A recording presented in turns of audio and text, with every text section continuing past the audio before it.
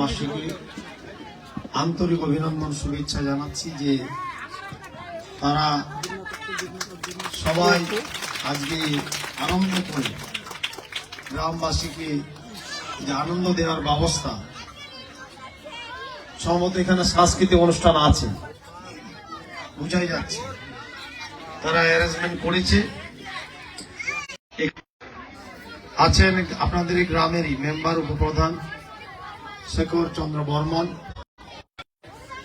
আমাদের আইবদা এবং মহিলা সভানেত্রী সাধনাদি থেকে আরম্ভ করে আমাদের এসএসবি আছেন, আমাদের সৈনিক আর্মি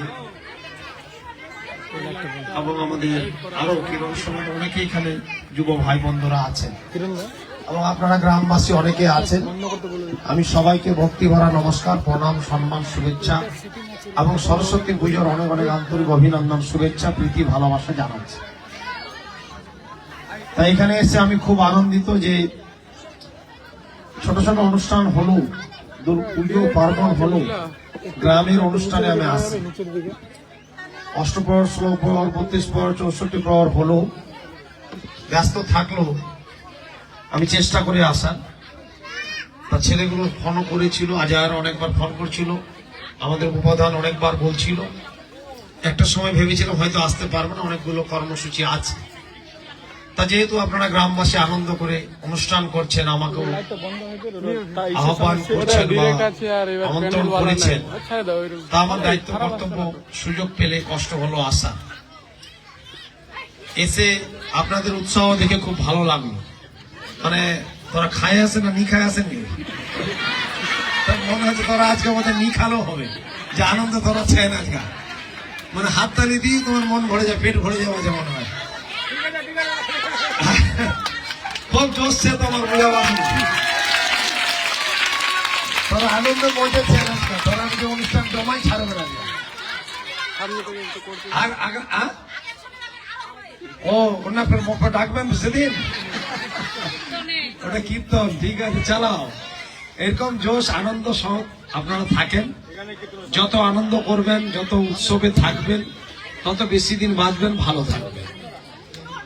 তো তোরা তো কীর্তনও ডাকেন, পূজা সরস্বতী ডাকেন, আর নমান খাবার নি ডাকেন, নমান যে একলা একলা খালেন, ওটা কে কবে? ওটা যে একলা একলা খালেন, এটা ভালো নি করেন বৌদি, এটা কিন্তু ভালো নি করেন তারা। এবার ডাক দিবেন তো, সে ভুলে নিয়ে যাবেন, দেখবেন আমি নিজের বাড়ি চলে এসে নমান খাই। কোথায় করছো পাঠা?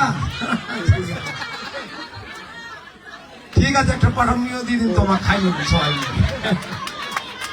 যাকে খুব আনন্দ লাগছে, খুব মানে সরস্বতী পূজা অনেকটি আমন্ত্রণ ছিল, তা আমি সবগুলোতে না যেতে পারলো, এটাতে আসতে পারলাম, এসে ভালোই লাগলো, একটু আমিও আনন্দ পেলাম একটু। তা আমি আমাদের বোনগুলো সবাই বরণ করে নিচ্ছি, ওদেরকে অভিনন্দন জানাচ্ছি। আর বক্তৃতা আমি দীর্ঘায়িত করব না, কারণ সাংস্কৃতিক অনুষ্ঠান হবে, বিচিত্রা অনুষ্ঠান হবে, গ্রামেরই ছেলে মেয়েরা বোধহয় করবে, বাইরে থেকে আসছে। তা সেক্ষেত্রে আপনারা অনুষ্ঠানের দিকে ঝুঁকে গেছেন, তা বক্তৃতা দীর্ঘায়িত করবে। এমরা টাকা কই যায়, কখন যে শেষ হবে আর আমরা কখন যে অনুষ্ঠানটা দেখবো। চলবে চলবে, মুইবার গানটা নিয়ে খাওয়াবাম, কিন্তু ড্যান্স ড্যান্স একটু জানো ওটা দিন।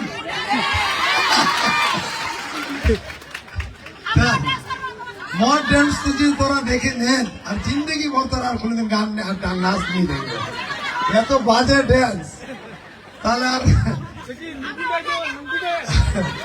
সেক্ষেত্রে আমি বেশিক্ষণ বক্তব্য দীর্ঘায়িত করবো না। আমি শুধু এটুকু বলবো, আমি এমএলএ বা বিধায়ক বড় ব্যাপার নয়, আমিও গ্রামের ছোঁয়া, গ্রামের সন্তান। এইরকমই গ্রামে রাজবংশী রায় বর্মন পরিবারের মাঝে আমি মানুষ হয়েছি। আমি এরকমই গ্রামে সরস্বতী পুজো আমরা করেছি, চাঁদা তুলে করেছি। আর আগে ছোটবেলা সরস্বতী পুজো আমার ভিডিও দেখতেই যেতে হবে, এটা ছিল আমাদের স্কুলের খিচুড়ি খেতেই হবে, বাড়ির খিচুড়ি টেস্ট নিয়ে লাগবে, ওটাই ভালো লাগবে স্কুলেরটা। এই যে ব্যাপারগুলো, এগুলো ছোটবেলা থেকে এসছে। আমার ছোটবেলার অনেক সনাতনী হিন্দু ধর্মের বন্ধুরা স্কুল কলেজ পার হওয়ার পরেও সরস্বতীর পূজার খিচুড়ি তারা এনেছে, টিফিনে এনেছে, তাও আমি খেয়েছি। ওটা একটা আলাদাই টেস্ট। ওই পাতাকপি থাকবে, সল্টেজ থাকবে, এটা আলাদাই ব্যাপার। তো তারা খিচুড়ি খায় না, নি খায় না? ও ওটা কালকে আছে, তো আজকে তোরা মুখ ডাকলেন কেন? কালকে ডাকবো হালতে। যাকে খিচুড়িটা একটা আলাদাই টেস্ট। এবং আমি আমার মনে আছে, আমি যে গ্রামে মানুষ হয়েছি, আমার এক বর্মন পরিবার, আমাদের বাড়ির ম্যানেজার ছিল ভিটারু বর্মন। সে আমাদের কোলে পিঠে মানুষ করেছে। তার স্ত্রী আমি জেঠিমা বলে, বর্মা বলি, সে মানুষ করেছে। তার মেয়েদের বিয়ে অনুষ্ঠান আমরা থেকেছি। তাদের যখন সরস্বতী পুজো হতো, আমরা চাঁদা করে চাল তুলে ভিডিও ভাড়া করে নিয়ে আসতাম। গোটা রাত ভিডিও দেখেছি। সকালে গেছি, স্কুলে পড়া হয়নি, মারও খেয়েছি সরস্বতী পূজা গোটা রাত ভিডিও দেখার জন্য। এগুলো আমাদের ছোট। এখন তো ভিডিও উঠেই গেল, এখন তো ভিডিও কেউ নিয়ে দেখে, এখন তো টিভি আর মানে মোবাইল চলে আসে। তো এগুলো আমরা করেছি।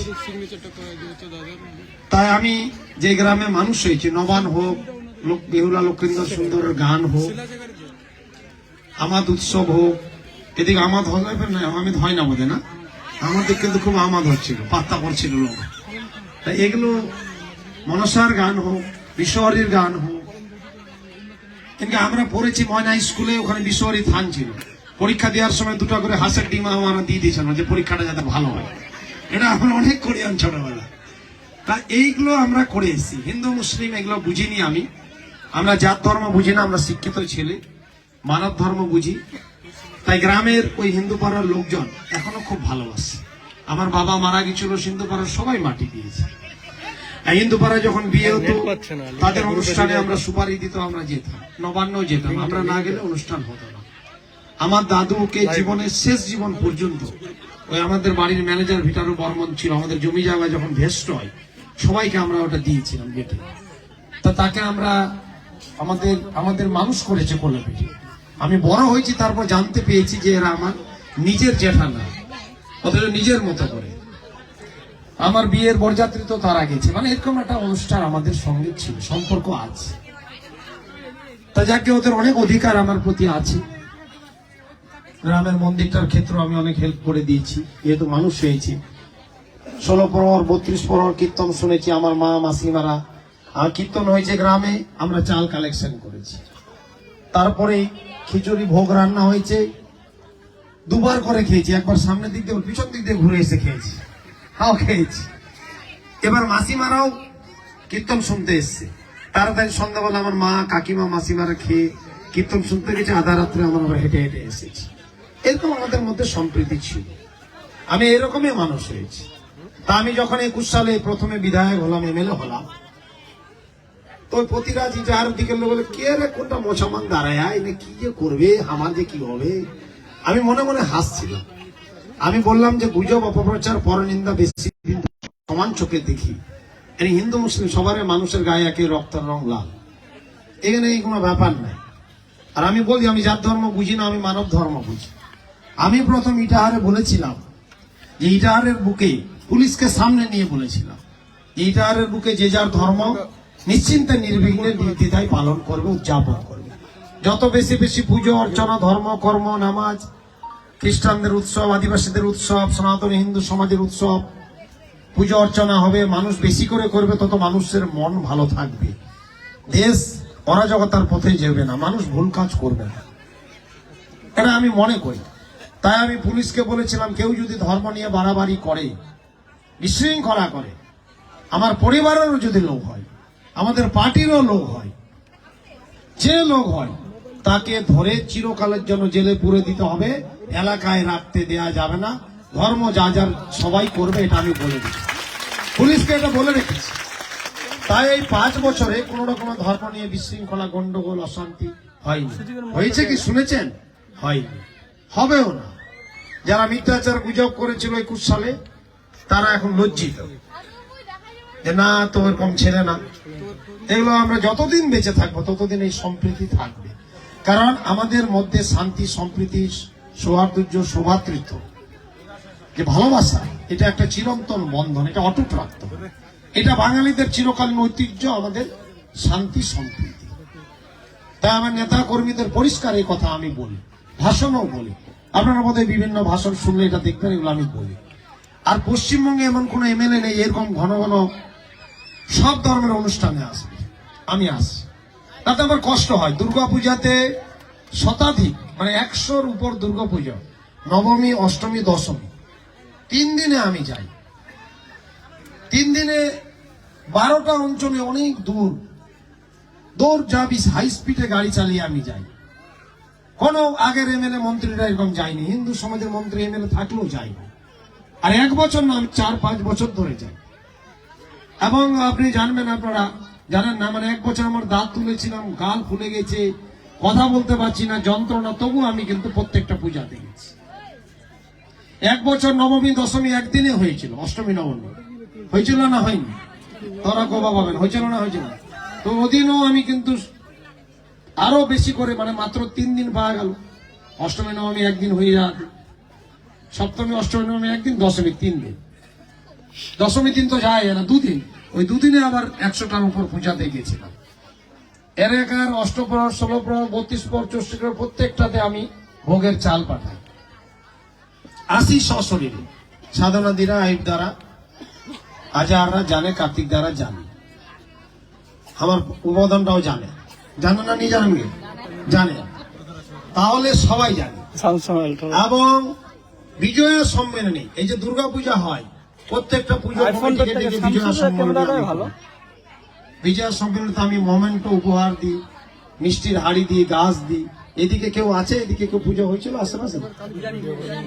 উজানিতে ওরা বলতে পারে, উজানি যদি কেউ থাকে তো জানতে পারে।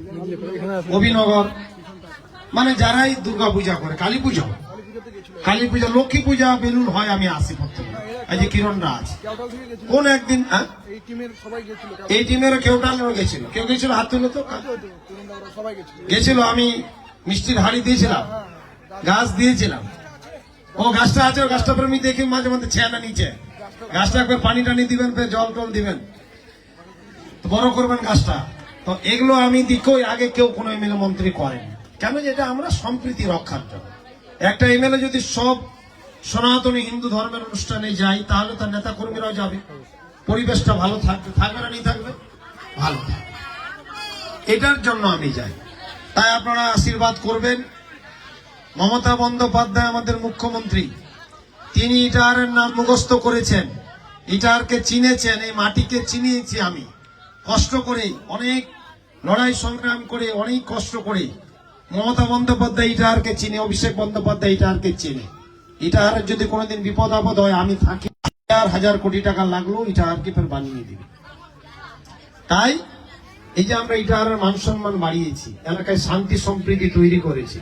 এই যে রাস্তাটা দিয়ে আসলাম, এই রাস্তাটা আমি করে দিচ্ছি, আমি আজকে আসলাম রাস্তা হওয়ার পরে। তাই এই যে উন্নয়নগুলো হচ্ছে, এগুলো হবে, চিন্তা করবেন না, আমি আছি। ভরসা আস্থা রাখবেন। আমাদের যে কোনো মূল্যে সব ধর্মকে মাননীয় মুখ্যমন্ত্রীও সমান চোখে দেখেন, সব ধর্মের অধিকারকে প্রতিষ্ঠিত করেছেন। এটা আমি করেছি, এটা আমিও ইটাহারে করেছি, এটা আমি। এবারে দুর্গাপূজাতে মুখ্যমন্ত্রী ভার্চুয়ালি ভিডিও কনফারেন্সের মাধ্যমে দুর্গাপূজা উদ্বোধন করল। আমি ইটাহারে ছিলাম, কার্তিক দাও ছিল।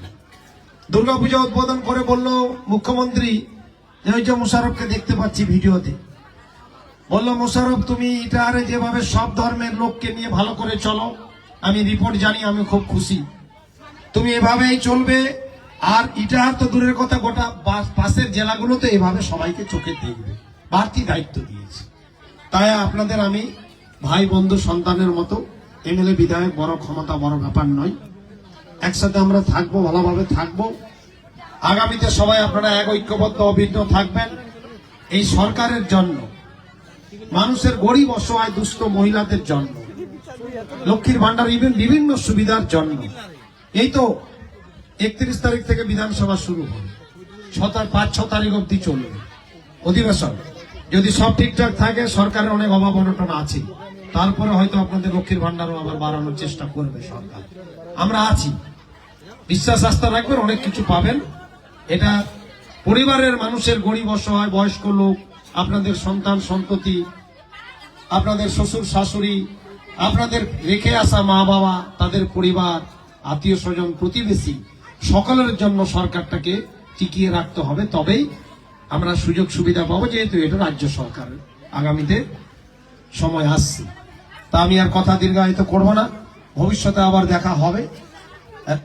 তোমরা যদি ফের ঘন ঘন ডাকেন তাহলে আমরা আসবো, আর নিয়ে ডাকবো তার কি করা হবে, দেখা হবে তো নাকি? হ্যাঁ, ও ড্যান্স, ওটা করার কথা কই দিচ্ছি। বাপরে, মোট ড্যান্স তোরা নিয়ে দেখো, দেখলে একটু তো করে মানে তোরা আর বদনাম করে দিবেন, মনে এই মেয়েটা কিচ্ছু নিয়ে জানে না, না না চলবে না, ফের ওটা পরে হবে। যাকে হ্যাঁ, আমার ডান্স দেখে পরে পাগল হয়ে যাবেন, ওটা পর হ্যাঁ তখন পরে ঘন ঘন আসবা হবে। তা ঠিক আছে, পরে ফের দেখা হবে। বোনদের সঙ্গে, বৌদিদের সঙ্গে, সকলের সঙ্গে এইটুকু কথা বলে সবাইকে আন্তরিক অভিনন্দন, শুভেচ্ছা জানিয়ে, ভালোবাসা, সম্মান জানিয়ে আমার বক্তব্য আমি শেষ করছি। নমস্কার, ধন্যবাদ। সবাই বসে থাকা, পিছন দিয়ে দাঁড়ায়, সবাই দাঁড়ায়।